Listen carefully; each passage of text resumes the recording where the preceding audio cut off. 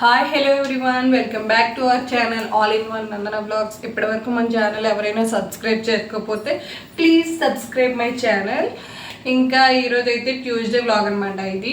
ఈరోజు నేను మధ్యాహ్నం లంచ్లోకి అయితే బర్బాటి ఫ్రై ఇంకా రైస్ ఇంకా చేద్దామని అనుకుంటున్నాను. యాక్చువల్గా మార్నింగ్ అంతా బ్లాగ్ షూట్ చేద్దాం అనుకున్నాను, కానీ అదైతే అవ్వలేదు. ఎందుకంటే కొంచెం బిజీగా ఉండి మొత్తం వర్క్స్ అన్నీ అయిపోయి ఇప్పుడైతే ఇంకా కుకింగ్ అయితే స్టార్ట్ చేయబోతున్నాను. ఈ బర్బటీ ఫ్రై నేనైతే ఇలా చేస్తున్నాను. మరి మీరు ఇంకేదే విధంగా చేస్తారా? ఫ్రై టమాటీ వేస్ట్ చేస్తారా, టమాటీ వే లేకుండా చేస్తారా? నాకైతే కామెంట్ చేయండి. ఎప్పుడు నేను బర్బటీ ఫ్రై చేసినా దానికి కాంబినేషన్గా బంగాళదుంప అనేది యాడ్ చేస్తాను, కానీ ఈరోజు బంగాళదుంప లేకుండానే చేద్దాం అనుకుంటున్నాను. ఇప్పుడైతే నేను బర్బాటి ఫ్రై కోసం అయితే ఆనియన్ అయితే కట్ చేసుకుంటున్నా. 1 ఆనియన్ ఇంకా 2 టమాటోస్ అయితే తీసుకున్నాను బర్బాటి ఫ్రై కోసం. ఇంకా ఆనియన్ అయితే ఈ విధంగా మిడిల్లో కట్ చేసి పెద్ద పెద్ద ముక్కలుగా మీడియం సైజులో కట్ చేస్తున్నాను. ఇంకా 2 పచ్చిమిరపకాయలు అయితే తీసుకున్నా. ఇంకా టమాటాలు కూడా ముక్కలుగా ఇలా పొడవుగా కట్ చేసుకుంటున్నా. ఇవి నాటు టమాటాలు అనమాట, అందుకే దీంట్లో కొంచెం లైట్గా పులుపులా వస్తుందని, ఫ్రైలో బాగుంటుందని తినడానికి వేస్తున్నాను. ఇంకా స్టవ్ ఆన్ చేసుకొని కడాయి పెట్టుకొని దాంట్లో కూరకు సరిపడగా ఆయిల్ అయితే వేసుకొని ఫస్ట్ అయితే దాంట్లో ఆయిల్ బాగా హీట్ ఎక్కిన తర్వాత ఆవాలు జీలకర్ర అయితే వేస్తున్నా. ఇంకా అన్నీ రెడీ చేసి పెట్టుకుంటున్నాను అనమాట.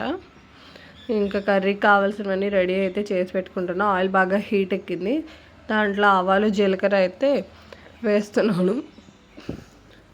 తమ్నైల్లో చూసిన స్వీట్ కార్న్ బిర్యానీ నైట్ చేశాను, అది తర్వాత వస్తుంది. వెయిట్ చేసి స్కిప్ చేయకుండా మొత్తం వీడియో అంతా కూడా చూడండి, బాగా వచ్చింది టేస్ట్ అయితే. ఇంకా ఆనియన్స్, పచ్చిమిరపకాయలు, ఈ కరివేపాకు ఇవి బాగా ఫ్రై అయిన తర్వాత దీంట్లో టమాటాలు అయితే వేసుకోవాలి. టమాటాలు కూడా బాగా మగ్గిన తర్వాత కొంచెం అల్లం వెల్లుల్లి పేస్ట్ అయితే వేసుకోవాలి. కొంచెం వేసి అల్లం వెల్లుల్లి పేస్ట్ ఎక్కువ వేయలేదు, ఎందుకంటే వెజ్ కర్రీస్లో అల్లం వెల్లుల్లి పేస్ట్ కొంచెం వేస్తే సరిపోతుంది. అందుకే అల్లం వెల్లుల్లి పేస్ట్ కొంచెం అయితే వేసాను. టమాటీలు కూడా బాగా మగ్గిపోయాయి, తొక్కొచ్చేసినట్టు అయిపోయింది. ఇంకా దాని మీద అయితే బర్బాటీ అయితే వేసేసి బాగా ఫ్రై అయితే చేస్తున్నా. ఎప్పుడు పొటాటో అయితే వేస్తాను, కానీ ఈసారి పొటాటో వేయలేదు. ఇంకా బాగా ఫ్రై అయితే చేసేసుకుంటున్నాను. ఇంకా మూత పెట్టి మగ్గనించిన తర్వాత ఇంకా మధ్యలో తీసి కలుపుతూ ఉండాలి, లేదంటే అడుగంటేస్తుంది. ఎప్పుడు ఇలాంటి కర్రీస్ కూడా చేసుకున్నప్పుడు స్టవ్ మీడియం ఫ్లేమ్లో ఉంచి చేసుకోవాలి, మరీ హైలో కాదు మరీ స్లిమ్లో కాదు. ఇంకా దీనికి కర్రీకి సరిపడినంత సాల్ట్ అయితే వేసుకుంటున్నాను. ఇప్పుడు ఇది కూడా బాగా మగ్గిన తర్వాత ఇంకా దీంట్లో అయితే పసుపు కూడా వేసుకుంటున్నా. వేసుకొని ఇంకా కొంతసేపు అయితే మూత పెట్టేస్తున్నాను.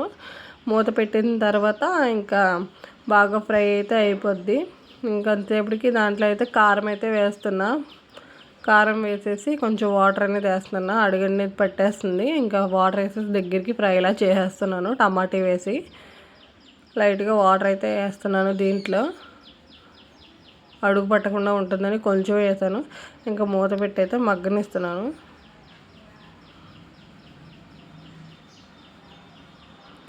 ఇంకా కొంతసేపటికి ఇలా ఉడికిన తర్వాత కర్రీ అయితే రెడీ అయిపోయింది.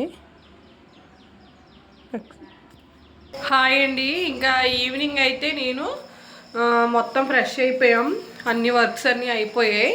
ఇంకా ఈవినింగ్ కోసం అయితే meal maker sweet corn biryani, veg biryani లాగా చేద్దాం అనుకుంటున్నా.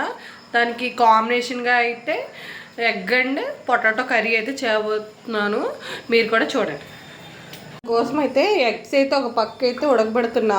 ఎగ్స్ ఇంకా పొటాటో, ఒక ఎగ్ ఇదైపోయినట్టుంది.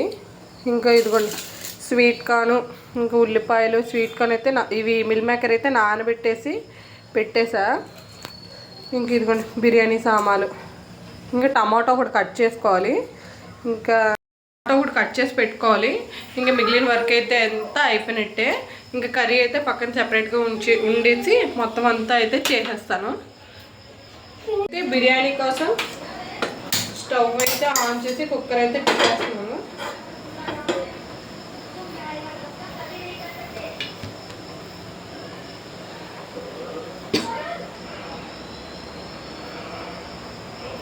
కుక్కర్ అయితే బాగా హీట్ ఎక్కింది.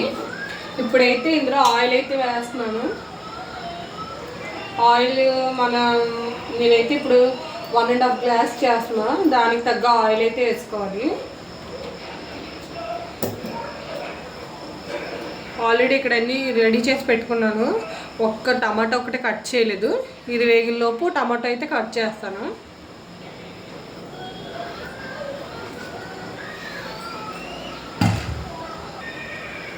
ఆయిల్ అయితే బాగా హీట్ ఎక్కింది. ఇంకా బిర్యానీ స్పైసెస్ ఉంటాయి కదా, అవన్నీ కూడా వేసుకోవాలన్నమాట.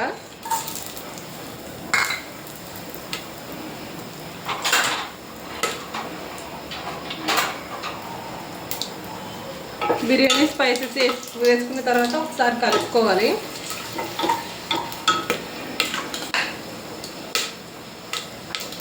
తర్వాత ఇందులో ఆనియన్స్ అయితే వేసుకోవాలి.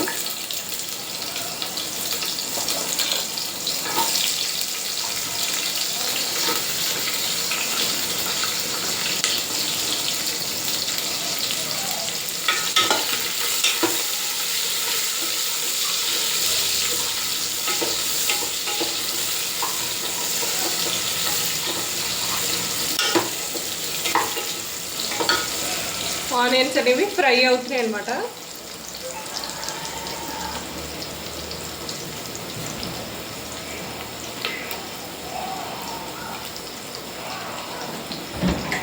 నెక్స్ట్ ఇందులో అల్లం వెల్లుల్లి పేస్ట్ అయితే వేసుకోవాలి. అల్లం వెల్లుల్లి పేస్ట్ అయితే వేస్తున్నాను. కొంచెమే వేస్తున్నా, మరి ఎక్కువ కాదు, మరి బిర్యానీకి తగ్గ వేస్తున్నాను. అల్లం వెల్లుల్లి పేస్ట్ అయితే బాగా ఆయిల్లో ఫ్రై అయిపోవాలి.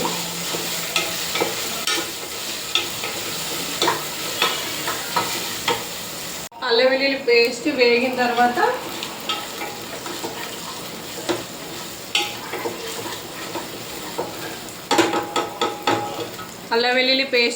తర్వాత దీంట్లో ఇందాక మనం కడిగి పెట్టుకున్న మిల్ మేకర్ అయితే వేయాలి.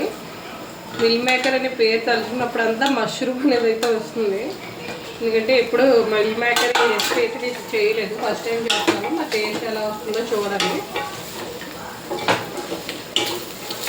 మిల్ మేకర్ అనేది ఆయిల్లో కొంచెం ఫ్రై అవ్వాలి కదా, అంతసేపు అయితే అలా ఉంచుతున్నాను అనమాట.